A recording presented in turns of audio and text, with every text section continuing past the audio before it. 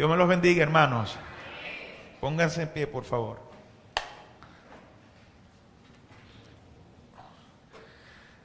Tome la mano del hermano que tiene a su lado.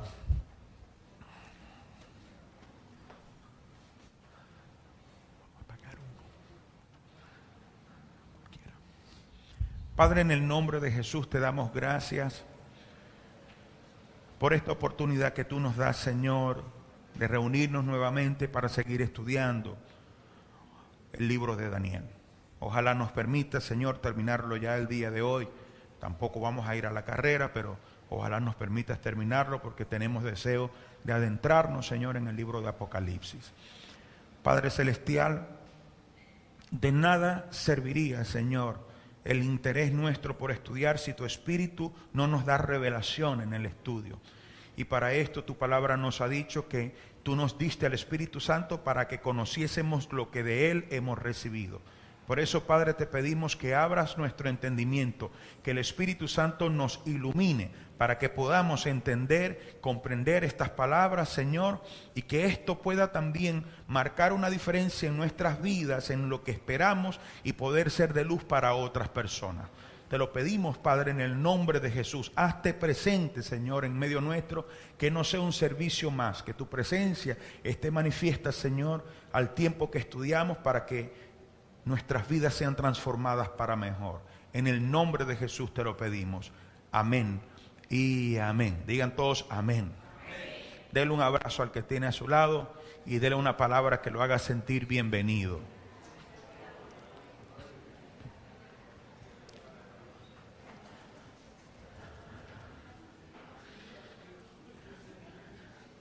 Y después que le haya saludado, le pido que levante su Biblia en alto y diga conmigo: todo lo que Dios ha escrito en la Biblia es importante.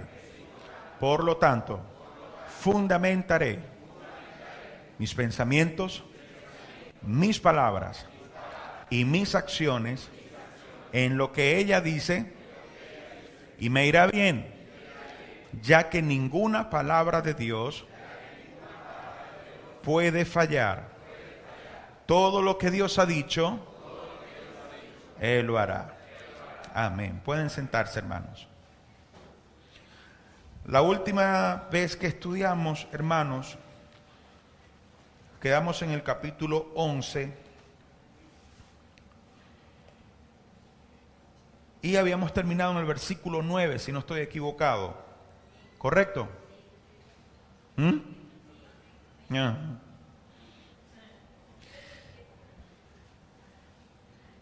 Fíjense bien, ¿no? Vamos a hacer un pequeño resumen antes de continuar.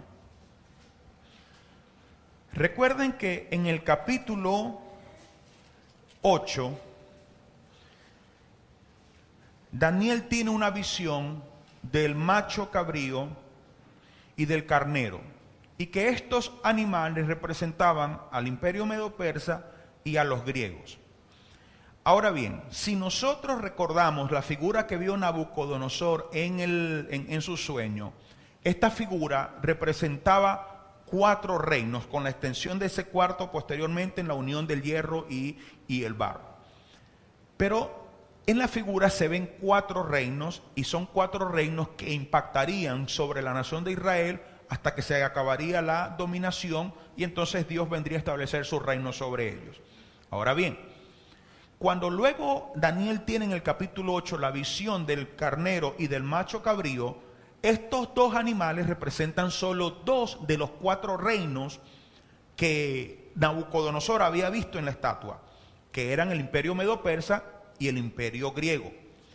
Y una de las cosas que pudimos notar cuando estudiamos ese capítulo en particular es que el énfasis se hace mayormente en el imperio griego. Y esto para llevarnos a nosotros a poder distinguir o a saber que habría un tiempo en el que el imperio griego se iba a dividir, es decir, Alejandro el Grande muere, su hermano Arideo toma su lugar, pero entonces la mamá de Alejandro mata a Arideo y mata a los 2 hijos de Alejandro, uno llamado Alejandro y el otro Hércules.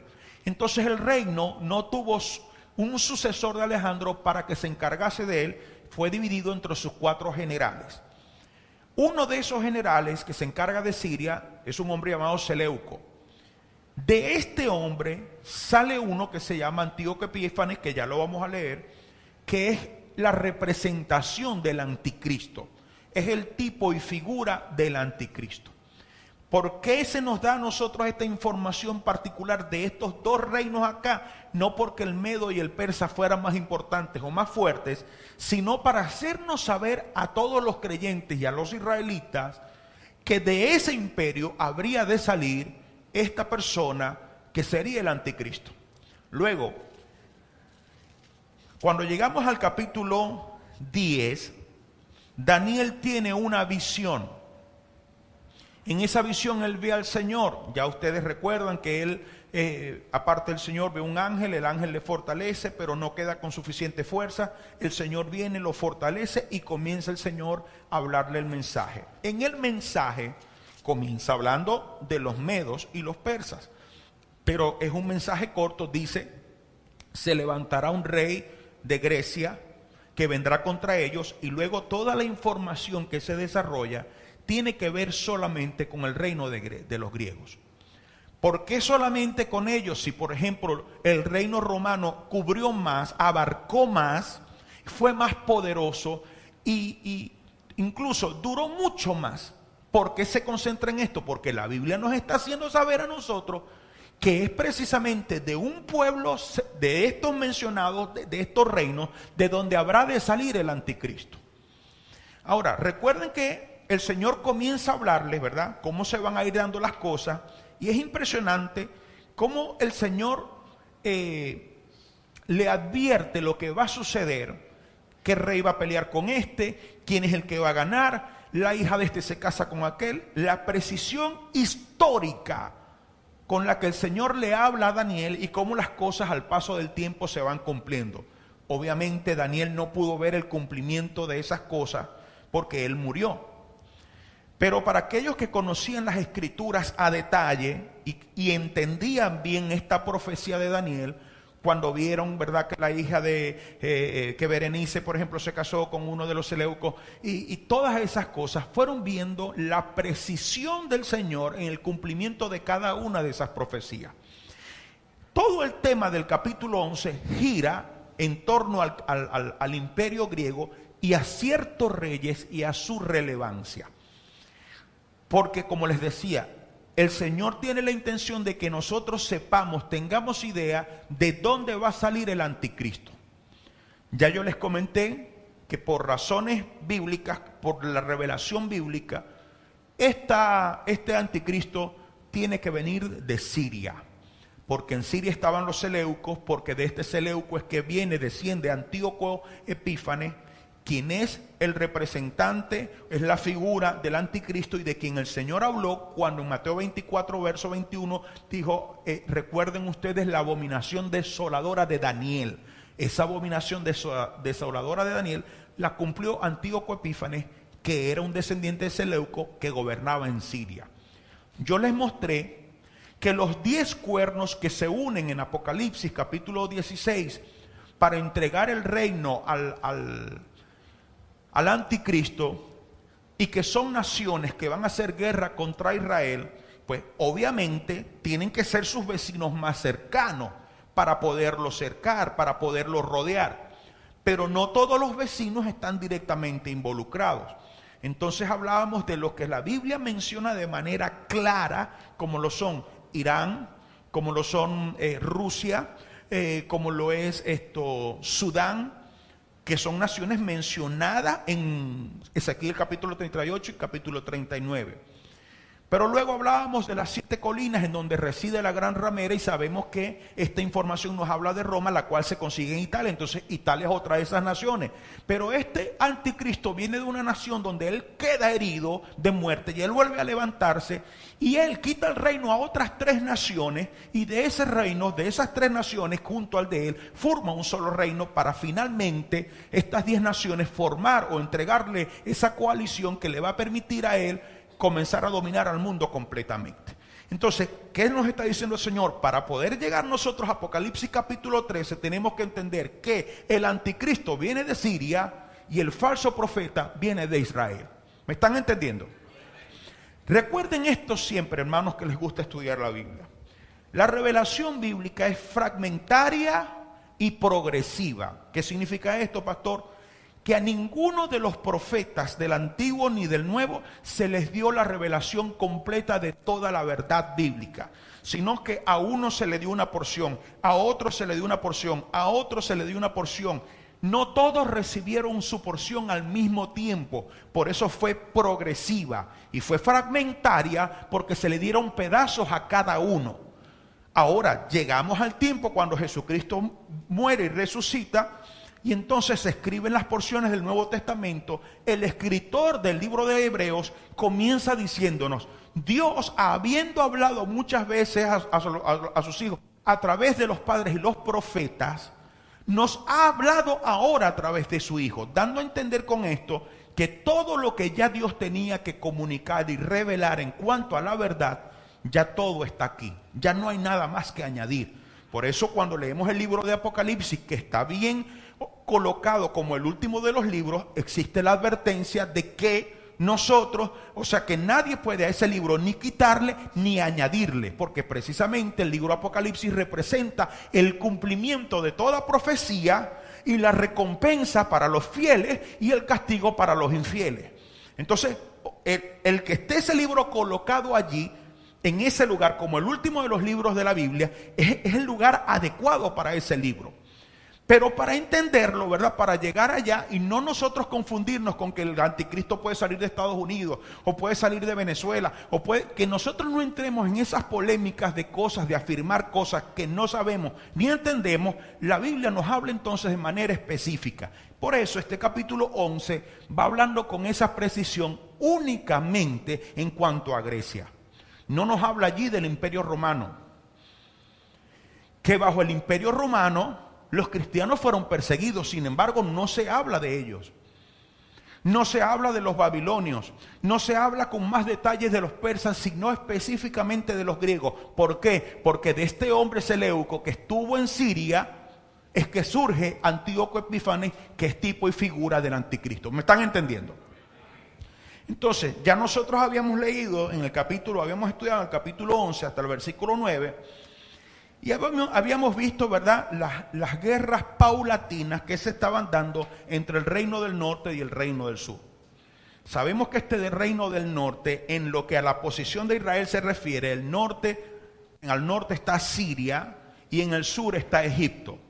En el norte estaban los seleucos o los seleucidas, perdón, y en la parte de abajo estaban los ptolomeos en Egipto. El capítulo comienza a relatarnos de ciertas guerras en las que, bueno, aunque Seleuco se hizo más poderoso que Ptolomeo, sin embargo, hubo tiempos en que quienes dominaban eran los sirios y hubo tiempos en que quienes dominaban eran los egipcios, no bajo los faraones. Estamos allá hablando del tiempo de los Ptolomeos. ¿Me están entendiendo? ¿Sí me están entendiendo? Porque muchas veces la gente piensa, Egipto, faraones. No, ya el tiempo de los faraones había pasado. Ya eso había pasado. Este reavivamiento del gobierno egipcio se da cuando el reino de Alejandro se divide y uno de sus generales se apodera de esa región, que era este señor llamado Ptolomeo. De manera que hubo un tiempo que Egipto fue regido por los griegos, no por los mismos egipcios. Los faraones eran gente egipcia, pero estos Ptolomeos eran griegos que ahora estaban encargados de ese reino. Ahora, cada vez que uno de ellos mandaba o tenía la prevalencia militar, entonces se ocupaban también del área de Palestina. De allí la importancia de estas guerras entre el reino del norte y el reino del sur. Porque quien dirigía, su dirección afectaba también a Palestina, obviamente afectaba también a Israel. Por eso la importancia de lo que se está diciendo acá. ¿Entienden? ¿No entienden? ¿Entienden? Ajá. Vamos al versículo 10. O refresquemos un poco, volvamos al verso 7. Pero un renuevo de sus raíces, recuerde que Berenice, hija del rey Ptolomeo II, se le dio por esposa a Antíoco II, rey de Siria, como un matrimonio concertado con la intención de que cuando naciese un varón de esa unión, ese muchacho iba a ser el que iba a gobernar Siria. Pero entonces la primera esposa de Seleuco II, a través de artimañas y cosas, ordena la muerte de Berenice y de su hijo. Entonces no puede haber ese heredero de los Ptolomeos para que gobiernen Siria.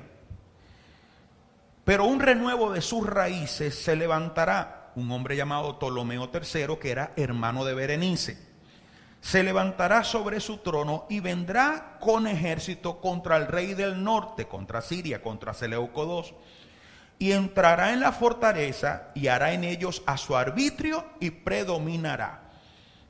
Y aun a los dioses de ellos, sus imágenes fundidas y sus objetos preciosos de plata y oro, llevará cautivos a Egipto. Y por años se mantendrá él contra el rey del norte. Así entrará el rey del sur y volverá a su tierra. Aquí vemos que entonces ya quien predomina es el del rey del sur. A ver, sí, porque viene contra el rey del norte. Entonces, como decía, habían espacios, habían tiempos en que quienes regían o quienes tenían predominancia eran los del norte, y había momentos por esas guerras interminables que eran los del sur. Ahí entramos al verso 10.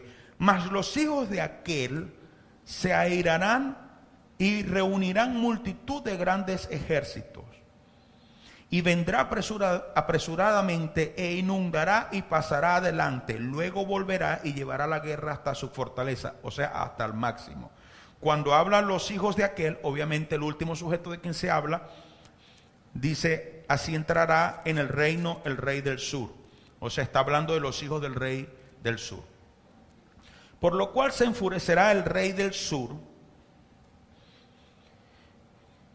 y saldrá y peleará contra el rey del norte, ya que habían pasado los años. Quien dominaba en el sur era Ptolomeo IV, y en el norte un hombre llamado Antíoco III.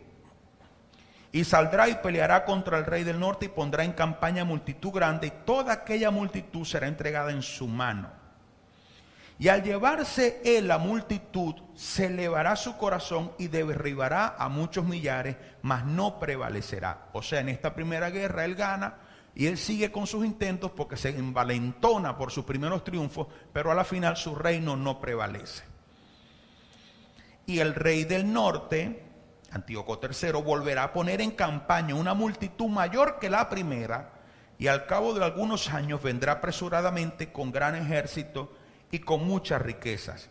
En aquellos tiempos se levantarán muchos contra el rey del sur, y hombres turbulentos disculpen, y hombres turbulentos de tu pueblo se levantarán para cumplir la visión, pero ellos caerán.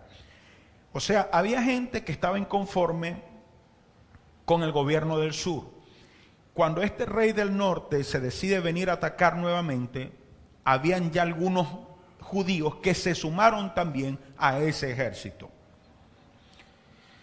Vendrá pues el rey del norte y levantará baluartes y tomará la ciudad fuerte, y las fuerzas del sur no podrán sostenerse, ni sus tropas escogidas, porque no habrá fuerzas para resistir. O sea, en esta oportunidad gana el rey del norte, Antíoco III.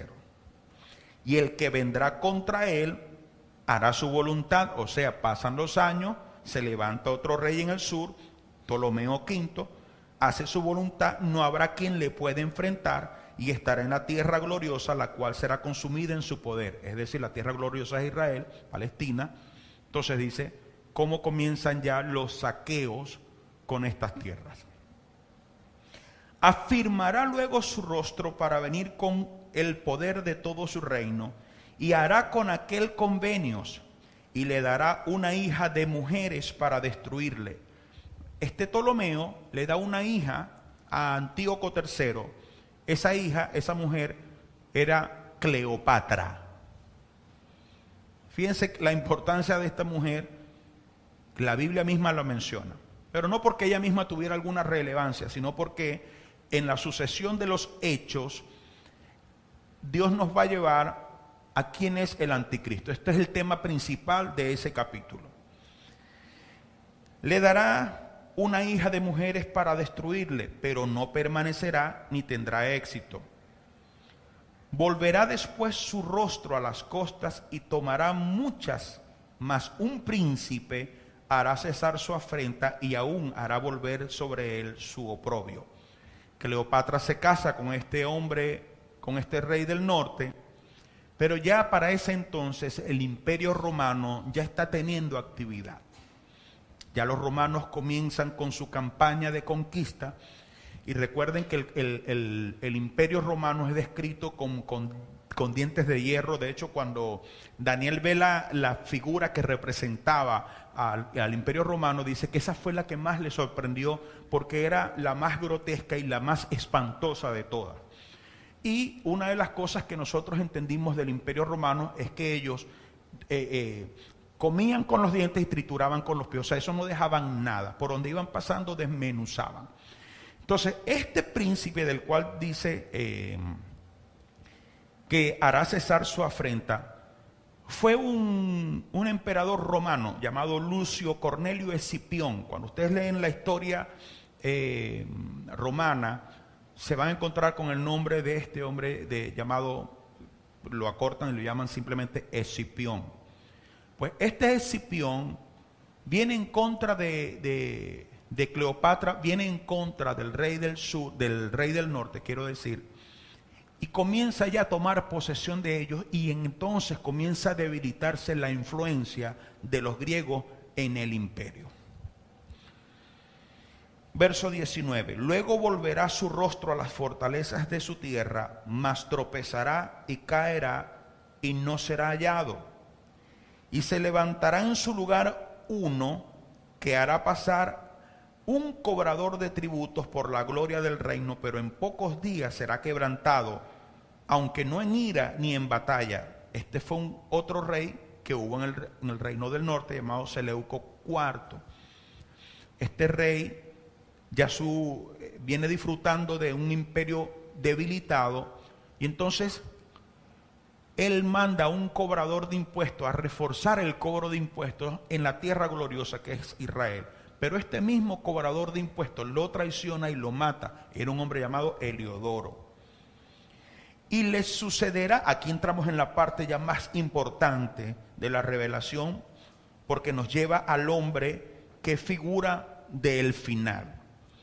Y le sucederá en su lugar un hombre despreciable, al cual no darán la honra del reino, pero vendrá sin aviso y tomará el reino con halagos.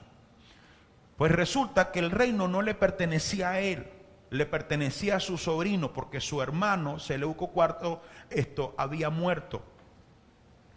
Heliodoro lo había asesinado.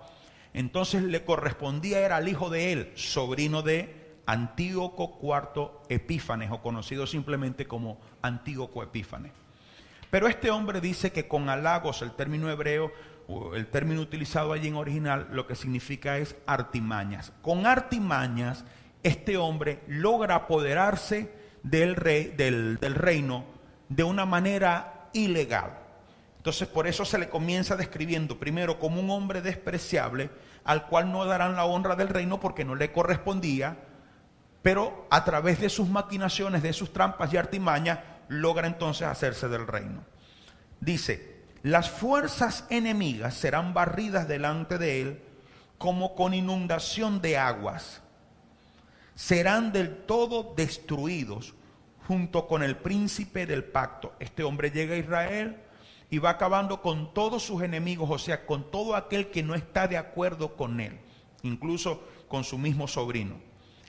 Y cuando habla aquí del príncipe del pacto, no está hablando ni del Señor ni del Mesías, sino de quien era el sumo sacerdote en ese entonces, que era un hombre, según dicen algunos historiadores, era un hombre muy sabio, muy piadoso y muy prudente. Se llamaba Onías. Según cuentan los historiadores, Antíoco lo asesina y puso en su lugar a otro sacerdote que sí simpatizaba con él, que se llamaba Jasón. Bueno, después del pacto con él, engañará y subirá y saldrá vencedor con poca gente.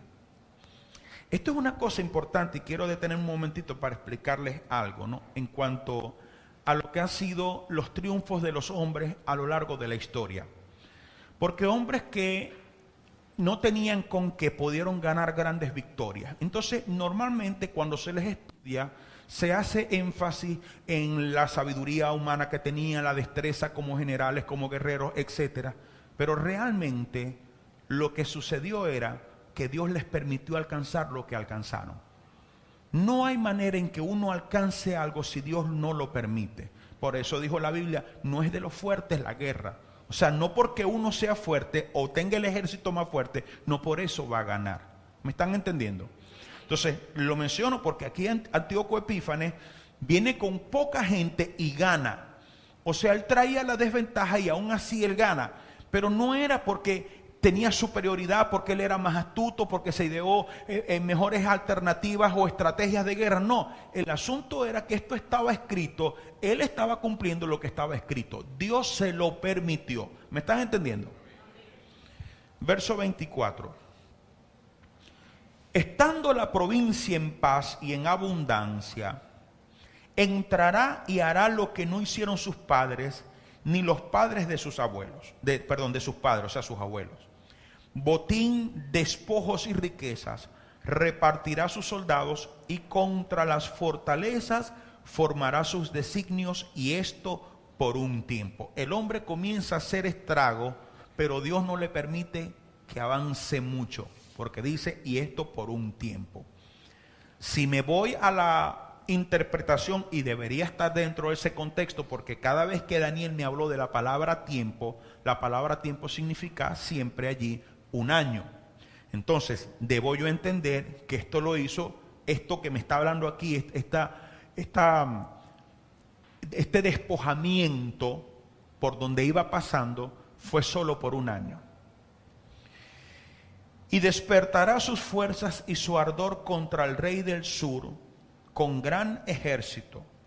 Y el rey del sur se empeñará en la guerra con grande y muy fuerte ejército, mas no prevalecerá, porque le harán traición. Resulta que en ese entonces, fíjense lo que son las cosas. Quien dirigía en el reino del sur, de los Ptolomeos, era un hombre llamado Ptolomeo V, que era sobrino, sí, de Antíoco, era hijo de Cleopatra, y era esta hermana de él. Pues a él no le importó que fuera su sobrino, fue a hacer guerra contra él porque a él solo le interesaba dominar. Lo cierto es que Ptolomeo, no el quinto, el sexto, perdón, le hacen traición, no prevalece. Parece que 2 de sus consejeros lo aconsejaron mal y entonces salió perdiendo en la batalla. Aún los que coman de sus manjares le quebrantarán, y su ejército será destruido, y caerán muchos. El corazón de estos 2 reyes será para hacer mal, y en una misma mesa hablarán mentira, mas no servirá de nada, porque el plazo aún no habrá llegado. Esto es importante. Primero, ellos logran una alianza, porque ya Antíoco destruye sus ejércitos, o le ganan esa guerra, logran una alianza, pero la alianza que tienen es de mentiras.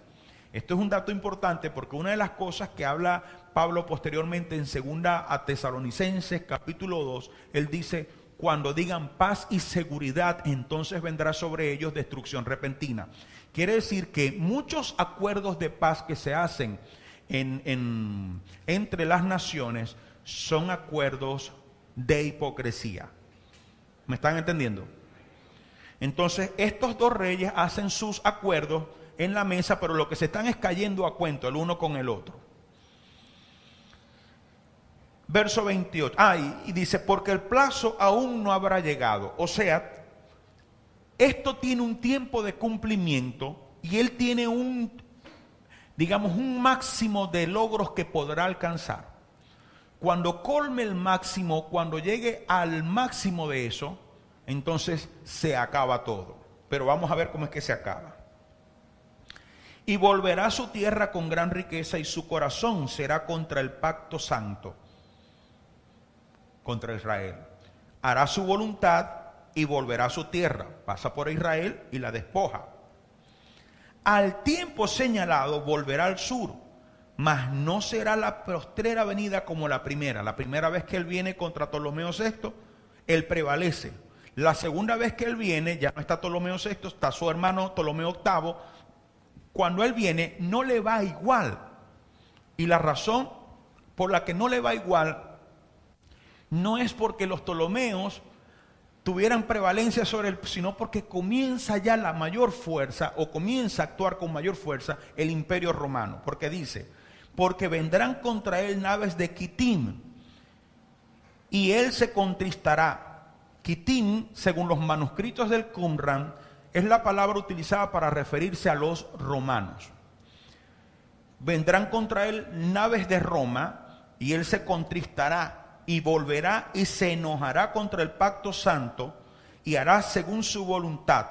Volverá pues y se entenderá con los que abandonen el santo pacto. El hombre viene derrotado por los romanos, pero viene enfurecido. Entonces su rabia la viene a descargar, porque para pasar del sur al norte él tenía que atravesar Israel. Entonces él decide descargar su rabia contra la ciudad de Jerusalén. Y se hace entender con la gente que había dejado el pacto, o sea, con los israelitas que habían abandonado su religión.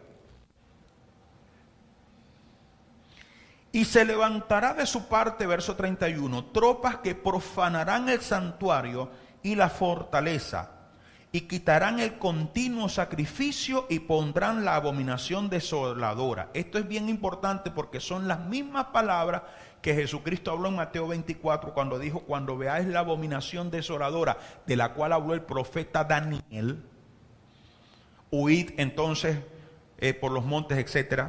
Ahora, mírenme por favor.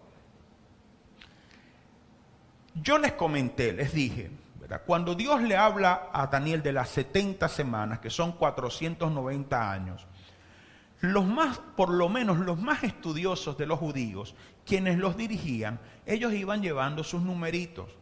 Ellos sabían para qué tiempo más o menos el Mesías habría de aparecer.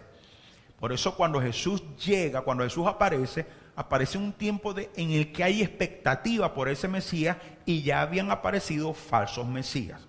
Ahora, Jesús habla en su tiempo, o sea, 483 años después, Él habla y dice, recuerden cuando suceda la abominación desoladora. Para ese entonces, ya este hombre Antíoco Epífanes ya había hecho eso, lo cual me está diciendo que esto habría de cumplirse una segunda vez. ¿Me están entendiendo?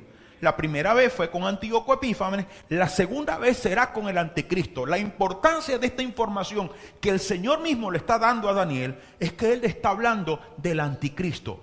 Más allá de este hombre que fue Antíoco Epífanes, Dios le está hablando del tiempo del fin, como después vamos a ver, porque una de las cosas que sucede es que Daniel queda sin entender. Y el Señor, en lugar de explicarle, le dice, sella el libro, porque esto es para los tiempos del fin. O sea, como diciendo, tu única responsabilidad únicamente es la de escribir estos eventos. Otros van a constatar su cumplimiento, otros lo van a entender. Tú solo estás puesto para escribir estas cosas que yo te estoy hablando. ¿Me están entendiendo? Verso 32. Con lisonjas seducirá a los violadores del pacto, o sea, los judíos que abandonarán su religión. Mas el pueblo que conoce a su Dios se esforzará y actuará. Este versículo, que a veces uno lo utiliza para uno mismo, para motivar, mira, el pueblo que conoce a Dios hará hazañas o actuará, pues resulta ser que se levantó una familia, o sea, este hombre Antíoco, lo que hizo fue que él entró en el lugar santo, en el lugar santísimo, perdón, y él dice la historia que sacrificó una cerda allí, y erigió o levantó una estatua de un dios griego llamado Júpiter Olímpico. Eso me dice algo de él. Me dice que no era ateo, era un idólatra. Entonces, muchos judíos lo aceptaron porque ya había gente abandonando la fe. Pero hubo una familia que se levantó, que se llegó a conocer como los macabeos, que se levanta para tratar de recuperar la fe judía nuevamente. Ellos se levantan en guerra, primero con un hombre llamado Matatías. Este muere y sale uno de sus hijos más famosos. Él tenía 7 hijos, pero uno de sus más famosos era Judas, llamado históricamente Judas Macabeo, quien dirige una de esas guerras y gana, pero al final él muere también, es capturado, lo matan, etc. Después está uno de sus hermanos que se apodera, después otro de sus hermanos, hasta que llega uno de sus hijos, llamado Juan Hircano. Este hombre hizo alianza con los sirios y con los romanos posteriormente, para entonces adoptar sus costumbres de manera que Israel pudiera tener paz. De partir de allí se forman 2 partidos políticos en Israel, uno llamado los fariseos y otro llamado los saduceos. Los fariseos, que insistían en preservar la cultura judía y su religión tal y como estaba escrita, mientras que los saduceos solamente se ocupaban de los rituales del templo y lo demás querían hacerlo según las naciones que los regían. ¿Me están entendiendo? De allí es donde nacen estos dos partidos políticos que luego vemos que tienen esa preeminencia en los evangelios y que a la final, según nos dice el libro de los Hechos, fueron los que se encargaron de matar a Jesucristo por una sencilla razón. ¿Cuál fue la razón por la que le mataron?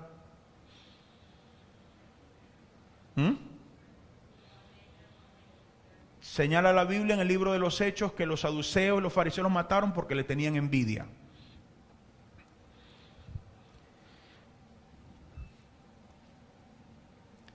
Pues bien, el pueblo que conoce a su Dios se esforzará. Entonces esta familia de los macabeos, ellos se esforzaron y aunque tuvieron un éxito relativo, sin embargo, pues al final las cosas con sus descendientes se echaron a perder.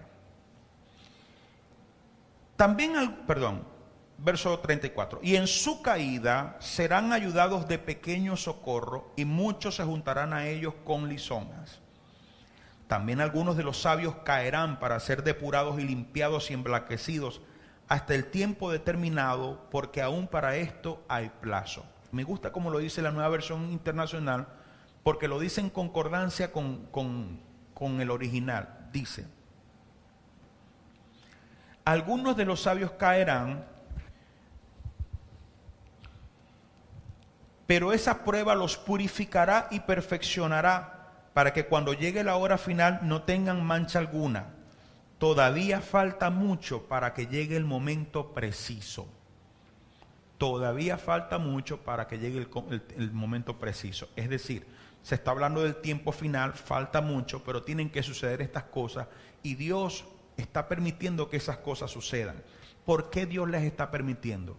Porque el pueblo de Israel se había apartado de Dios. Deuteronomio 28, del versículo 1 al 14, nos dice la Biblia: y acontecerá que si obedecerás a Jehová el Señor y dieres tu oído y prestares atención, Jehová te bendecirá, bendito serás en el campo, en la ciudad, etcétera, etcétera, etcétera. Pero sucederá, a partir del verso 15, dice que si no dieres atención a Jehová tu Dios para poner en práctica sus mandamientos, te sucederá que vendrán estas maldiciones. Y la lista de maldiciones es más grande que la lista de bendiciones.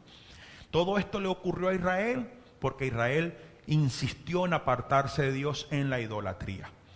Entonces, no era que Dios estaba haciendo malo o que Dios estaba permitiendo arbitrariamente lo malo, sino que Israel simplemente estaba recibiendo la retribución de su conducta. Pero como la misericordia de Dios es eterna, si bien Él tuvo que permitir, porque Él estaba atado por su palabra, tuvo que permitir todas estas atrocidades, sin embargo, porque su misericordia es eterna, el día viene en que Él se apiadará de Jacob, de Israel, y entonces volverá a reunirlo como nación y le bendecirá como Él lo ha prometido.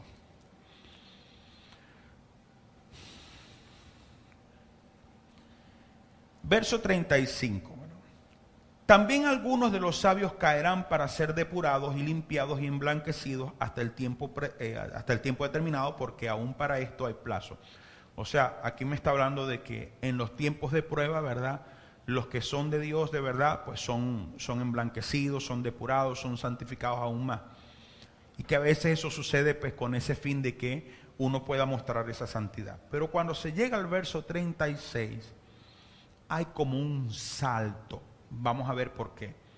Dice, y el rey hará su voluntad.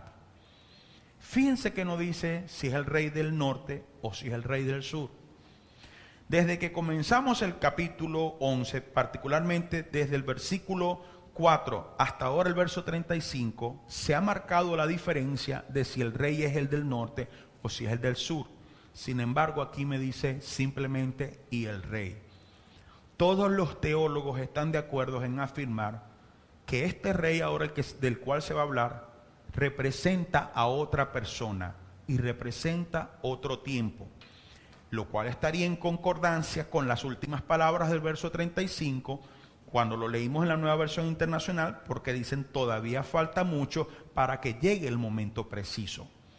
Entonces, parece que al llegar a Antíoco Epífanes, se da un salto de siglos para enseñarnos, oye, aquí era donde quería llegar, que tú reconozcas quién fue lo que hizo Antíoco Epífanes, porque cuando el tiempo pase y llegue el tiempo del fin, aparecerá uno que va a actuar exactamente como actuó él.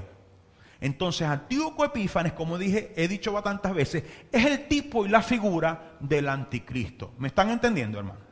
Entonces, esto era bueno que nosotros lo supiéramos antes de llegar al libro de Apocalipsis. Que ya cuando nosotros entremos al capítulo 13, que hablemos del falso, del anticristo y del falso profeta, ya nosotros sabemos diferenciar y sabemos de dónde viene y cuáles son las naciones que se van a aliar con él y todas esas cosas, porque ya tenemos la llave que abre la puerta de la profecía escatológica, o sea, de lo que está por cumplirse. ¿Cuál es la llave que abre esa profecía? Lo que está escrito en el libro de Daniel. Cuando uno entiende lo que está escrito en el libro de Daniel, uno puede entender el resto de la profecía escatológica, no el resto simplemente de la profecía, porque la profecía tiene diferentes tipos de temas. Está la profecía mesiánica, está la profecía del Espíritu Santo, está la profecía de los gentiles. Estoy hablando de la profecía escatológica, o sea, la de los eventos que están por cumplirse. Si usted entiende el libro de Daniel, usted va a entender el libro de Apocalipsis sin ningún problema. Si usted entiende el libro de Daniel, usted va a poder entender 2 Tesalonicenses 2. Usted va a poder entender 2 de Pedro capítulo 2. Usted va a poder entender 2 Timoteo capítulo 3. Usted va a poder entender el libro de Judas.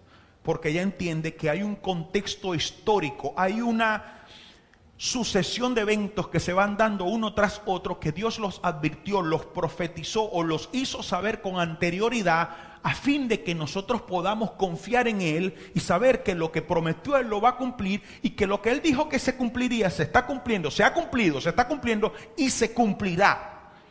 Entonces la profecía cumplida, cuando es verificable en la historia, nos da a nosotros los creyentes esa bendición de poder tener una fe sólida, no una fe ciega, sino una fe racional, como dice Romanos capítulo 12, verso 1, cuando dice que el culto nuestro a Dios es un culto racional, o sea, tiene lógica, hay un raciocinio utilizado. Ahora vemos cómo esto se cumplió en la historia. Si se cumplió esto, tenga usted por seguro que los 7 años, la semana 70 se va a cumplir, que va a venir un hombre que va a gobernar el mundo. Eso se va a cumplir, porque ya se ha cumplido lo otro. ¿Me entienden? Entonces hay un salto. En este salto nos dice, y el rey hará su voluntad y se ensoberbecerá y se engrandecerá sobre todo Dios, y contra el Dios de los dioses hablará maravillas. Hasta ahora, hermanos amados, del único que nosotros sabemos que tendrá una boca que hablará cosas en contra de Dios es el anticristo. Aun cuando se le muestra a Daniel, cuando lo vemos también allá en Apocalipsis 13, dice que él habla blasfemias. Del único de quien se dice eso es específicamente del anticristo. Esto no significa que en la historia no hayan habido reyes déspotas que hayan hablado en contra de Dios. Pero vamos a seguir leyendo las características de este hombre en particular, cómo este hombre es diferente de todos los demás gobernantes que uno ha conocido en la historia. Y prosperará hasta que sea consumada la ira, porque lo determinado se cumplirá. Es decir, Dios dijo, esto es lo que va a pasar así, así, asado. Y esto tiene un punto, esto es hasta aquí. Como cuando Satanás fue a zarandear a Job, que lo fue a acusar con el Señor le dijo, sí, tú puedes tocarle su cuerpo, lo puedes enfermar, pero no lo vas a matar. O sea, Dios le pone límite. En todas las cosas, Dios es quien establece los límites. Entonces, por eso dice aquí, porque lo determinado se cumplirá.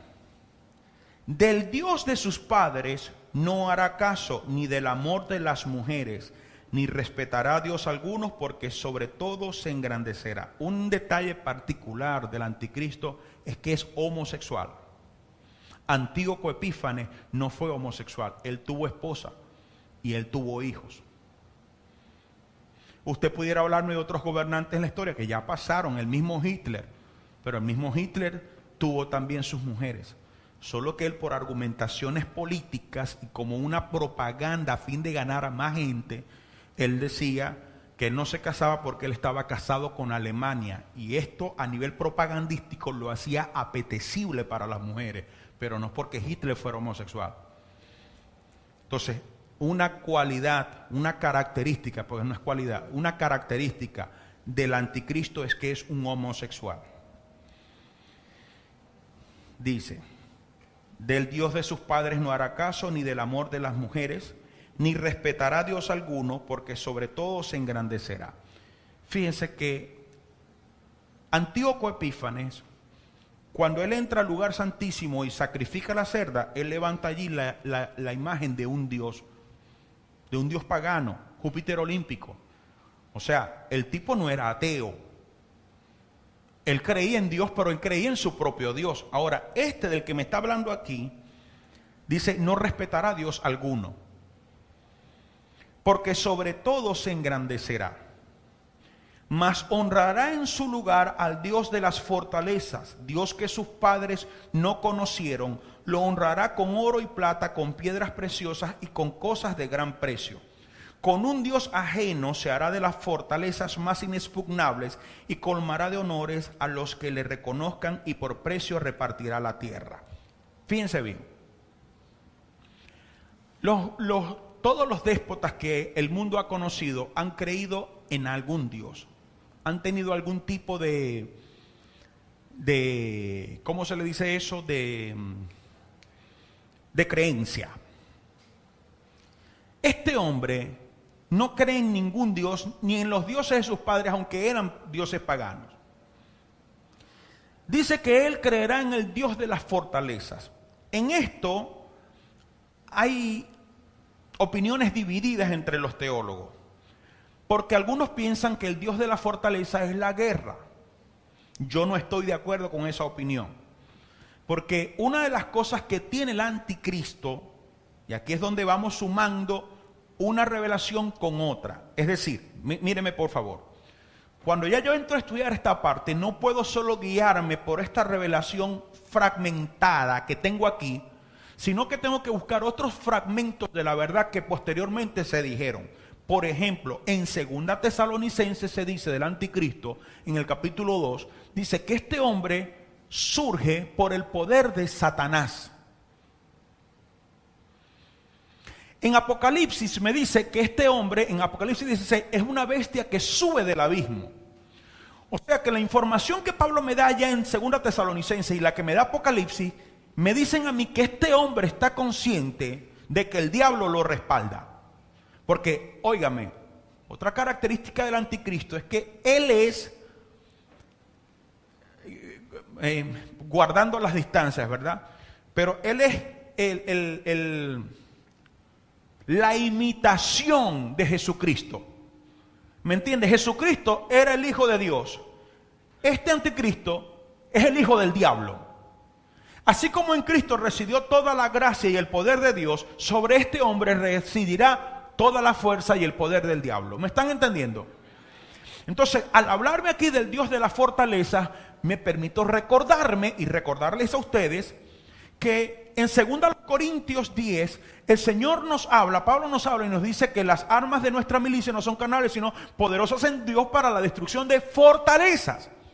Y la palabra fortaleza es utilizada para los argumentos que el diablo levanta en contra del conocimiento de Dios. Entonces, si yo me voy a esa parte de la revelación, pudiera entonces entender que el Dios de las fortalezas no es otro más que el mismo Satanás, lo cual estaría en concordancia con la otra revelación que me dice, cuyo surgimiento, cuyo advenimiento es por obra misma del diablo, y el diablo mismo le entregará todo su poder. Óigame, siendo que el diablo está buscando algo, es imposible que este hombre desconozca lo que el diablo quiere hacer a través de él. Por otro lado, Apocalipsis 13 me indica que él va a ser auxiliado por un falso profeta. Y una de las cosas que hace un profeta es hablar de un Dios. Entonces, él dirá, este hombre es Dios. Y van a levantar una imagen de ese hombre y la imagen se le va a dar el poder de que haga milagros y maravillas para engañar a las personas. Pero escuchen, no es una imagen de la Virgen María. No es una imagen de un toro con cachos, una cosa de esas feas que uno ve. No. Es una imagen del anticristo. Porque él va a creer que él es Dios.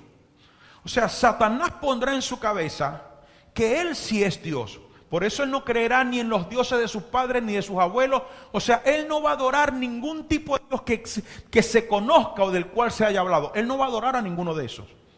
Porque el diablo pondrá en su cabeza, tú eres Dios. Y como él prosperará, una de las cosas que dice la Biblia en Apocalipsis, que él es herido de muerte y él se recupera de esa herida. Y entonces la gente se asombra al ver cómo él se recupera. Y es un hombre que prospera y le va bien. Por donde se va metiendo, todo lo que se propone hacer lo va logrando. Políticamente prospera. Entonces las naciones comienzan a desear tener ese hombre por presidente, porque donde quiera que va gobernando, los países van echando para adelante. Va acabando con la miseria, va acabando con los problemas sociales. ¿Me están entendiendo?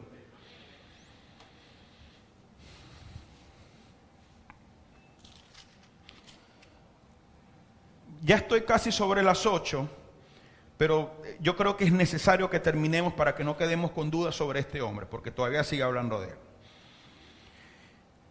Mas honrará en su lugar, vuelvo al verso 38, al Dios de las fortalezas, Dios que sus padres no conocieron. Lo honrará con oro y plata, con piedras preciosas y con cosas de gran precio. Con un Dios ajeno se hará de las fortalezas más inexpugnables y colmará de honores a los que le reconozcan y por precio repartirá la tierra. De eso vamos a hablar cuando lleguemos a Apocalipsis 16. Pero al cabo del tiempo, el rey del sur contenderá con él y el rey del norte se levantará contra él. Miren esto. Aquí hay dos cosas tremendas. Obviamente, como decíamos, el verso 36 no se viene hablando de Antíoco ya. Se viene hablando de otra persona. Ahora se habla de que el rey del sur va a venir contra él y también el rey del norte. Si usted me ha prestado atención, lo primero que tendría es que cuestionarme y decirme, pastor, pero usted no me está diciendo que este hombre viene de Siria y Siria representa al rey del norte o al reino del norte. Eso es lo primero que usted tendría que decirme. Pero resulta que cuando nosotros leímos Ezequiel 38 y 39 y cuando leemos Apocalipsis 16, nos damos cuenta de que hay otras naciones de más hacia allá del norte que también están aliados en esos 10 cuernos que al final se unen. Una de esas naciones es Rusia, otra de esas naciones es Turquía. Cuando usted ve el mapa, aquí está Israel, aquí hacia arribita está Siria, pero al pasar el mar, aquí así, está Turquía y hacia acá más hacia el oriente está Rusia. Ya me está hablando de lo que va a suceder en la batalla de Armagedón. Cómo se alían, cómo van buscando esas alianzas de paz, etcétera, para al final entregarle el reinado al anticristo. Pero al cabo del tiempo, estoy en el verso 40, el rey del sur contenderá con él, y el rey del norte se levantará contra él como tempestad, con carros y gente de a caballo y muchas naves, y entrará por las tierras e inundará y pasará.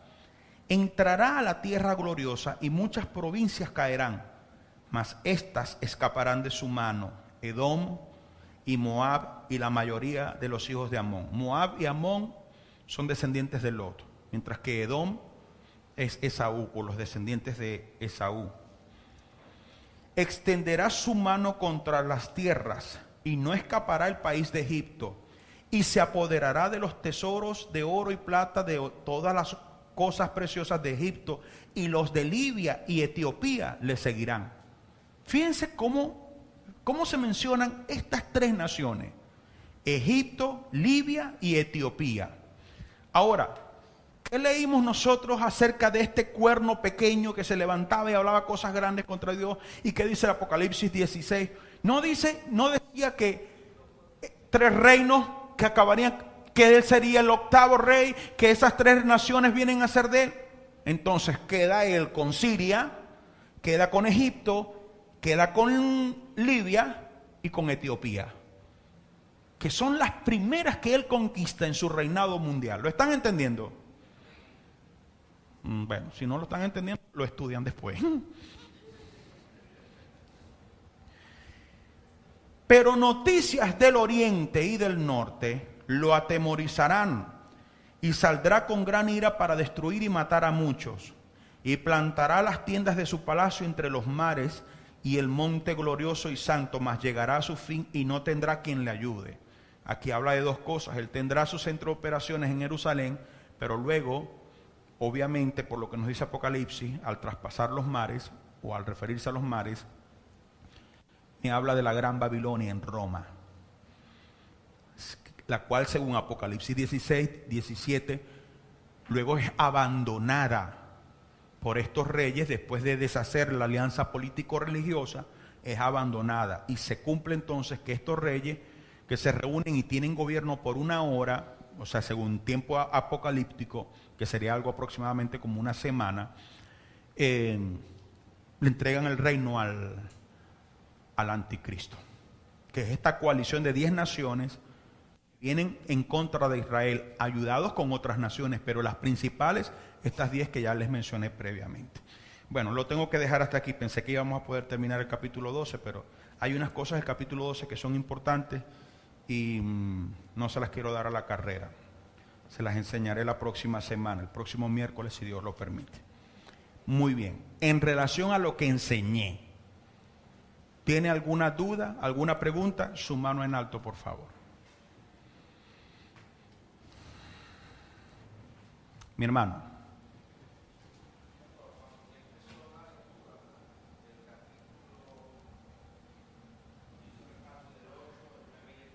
Uh-huh.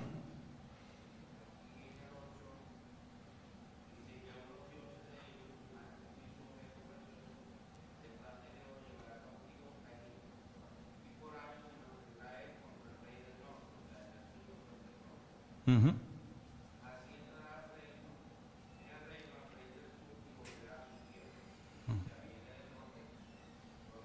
Correcto.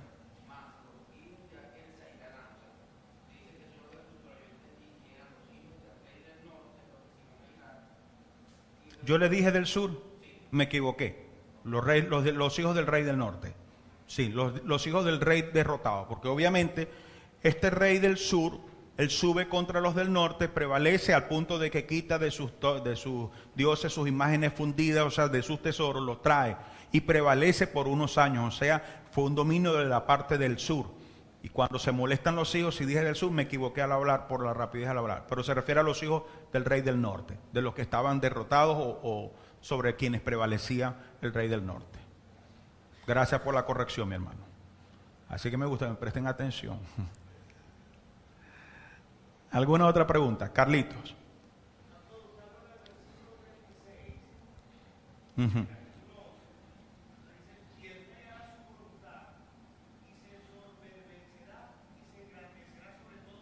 Uh-huh.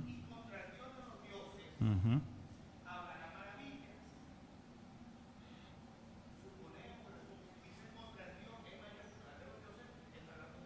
Correcto.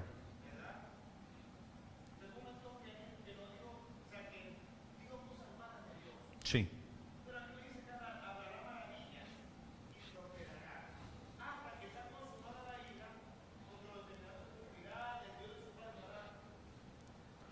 No, lo que pasa es que la palabra maravilla, como es traducida de allí al español, se entiende como una cosa impresionante, pero el sentido que tiene es un sentido negativo. Si ya nosotros vimos en el capítulo 8 que ese cuerno, las cosas que habla son blasfemias, ¿no?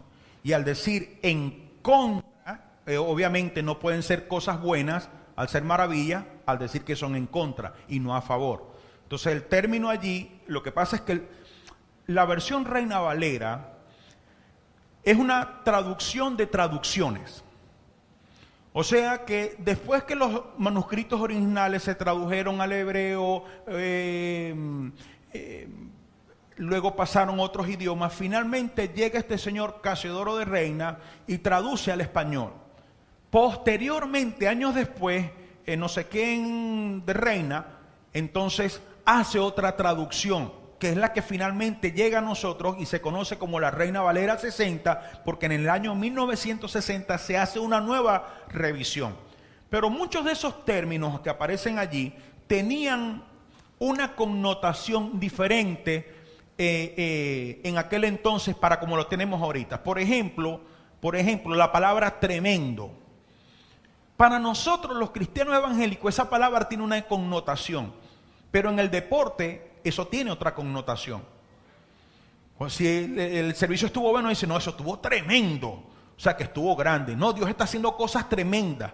Pero hay oportunidades o hay lenguajes fuera de este contexto cristiano en donde la palabra tremenda significa cosas terribles.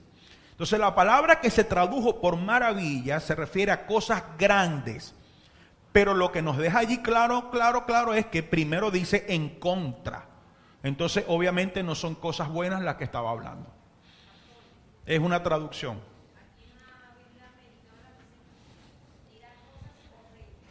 Dirá cosas horrendas. Esa es la Biblia de las Américas. Aquí en la nueva versión internacional dice, dirá cosas del Dios de dioses que nadie antes se atrevió a decir.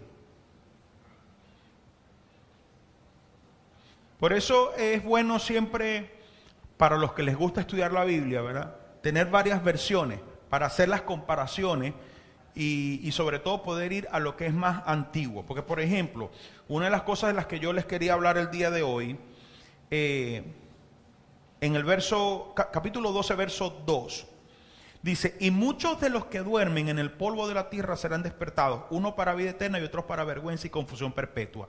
Según esa traducción, según esto, no se van a levantar todos, sino algunos, porque me está diciendo, y muchos se levantarán. Entonces, ¿qué va a pasar con los otros que no se levanten? Otros, llegará otro momento para que se levanten, entonces unos para confusión perpetua y otros para... ¿Cómo es eso? Resulta que la traducción que tenemos es mala, porque el original no dice y muchos, sino que dice, y las multitudes de los que están sepultados en el polvo de la tierra serán despertados. Entonces, como decía, la importancia de tener otras versiones y de irnos a los escritos originales. Mi hermano, ¿quedó bien, Carlos?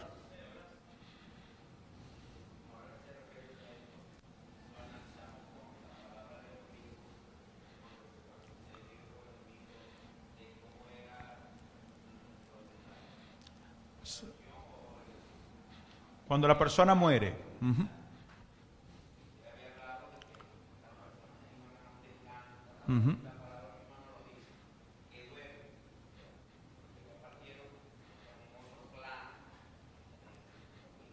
Sí, recordemos que el verbo dormir habla de la transición y habla de descanso, ¿no? Ya nosotros vimos por la historia de Lucas que ese descanso se refiere a consolación y a recibir cosas buenas en ese entonces.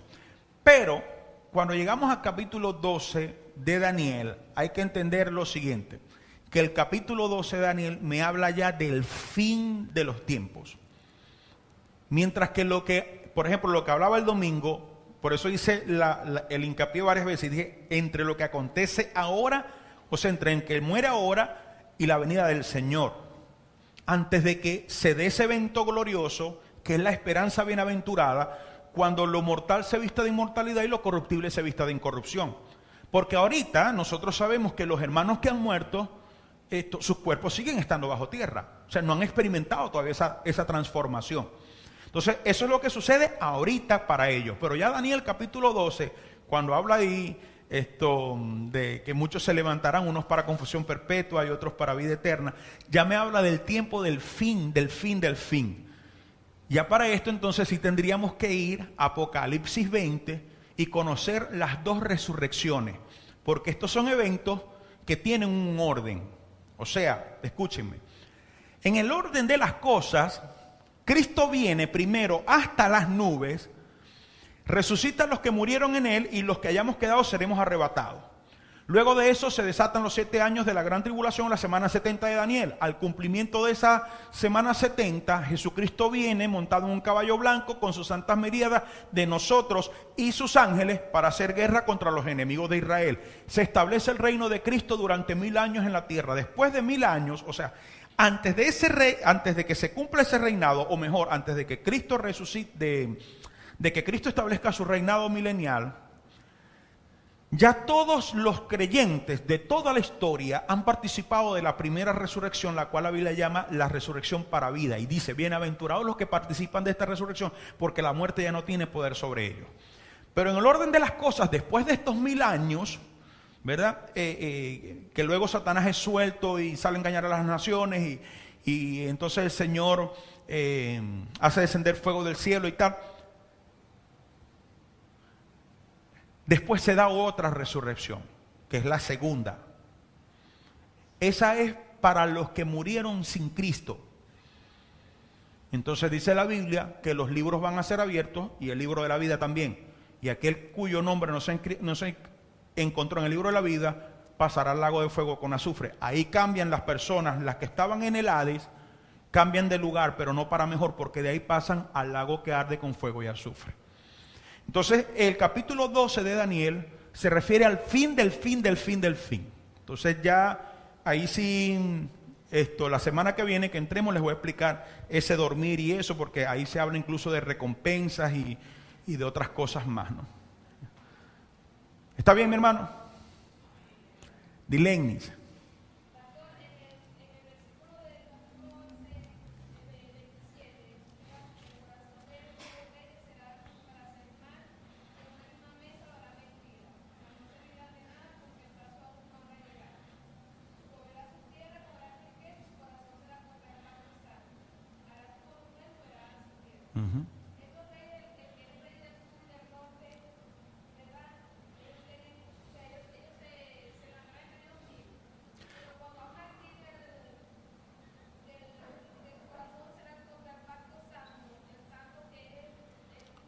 El pacto exacto representa a Israel. O sea, lo que sucede es, Antíoco Epífanes viene contra Ptolomeo VI. Él prevalece en la guerra, o sea, Antíoco. Él gana la guerra, pero no mata a Ptolomeo VI. Ellos llegan a un acuerdo. Bueno, chicos, ganaste vos, está bien, pero no me vas a acabar con toda esta gente, vamos a quedar en un acuerdo aquí. Entonces, ellos se sientan en una mesa, lo cual representa alianzas, pero los dos se están cayendo a mentiras.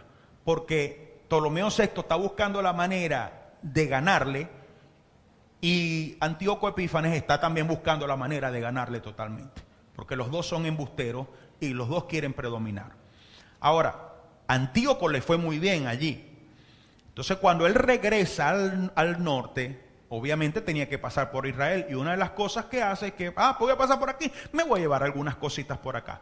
Entonces pone su rostro en contra del pacto santo, que se refiere a Israel, y se lleva algunas cosas de allí de Israel. Todavía no se da la abominación desoladora. Luego, por segunda vez, él viene, porque él dice, no, yo voy contra esta gente, ese pacto que yo hice, no, porque este es un embustero, estos hacen alianzas que después destruyen. Característica del anticristo, él va a hacer una alianza con Israel, ellos van a levantar el templo, van a hacer su sacrificio, pero llega el día que le va a decir, ustedes no van a hacer ningún sacrificio, no van a hacer más nada, la alianza se acabó. Porque eso de que Jehová, ni el único Dios que existe aquí soy yo. Y entonces comienzan los 3 años y medio de tribulación. Entonces, en esa segunda batalla que él viene contra los egipcios, le va mal porque no solamente se consigue a los egipcios, sino que se consigue a los romanos que arremeten contra él. Y él sale perdiendo. Y él viene enfurecido porque no le fue bien. Entonces, como a veces le pasa a uno, que uno le va mal en unas cosas, entonces la paga con otra persona. Entonces, cuando pasó por Israel, el diablo se lo puso en el corazón. Mira, ahí acabó con todo. Y es cuando hace la abominación desoladora. Dígame si me entendió de verdad.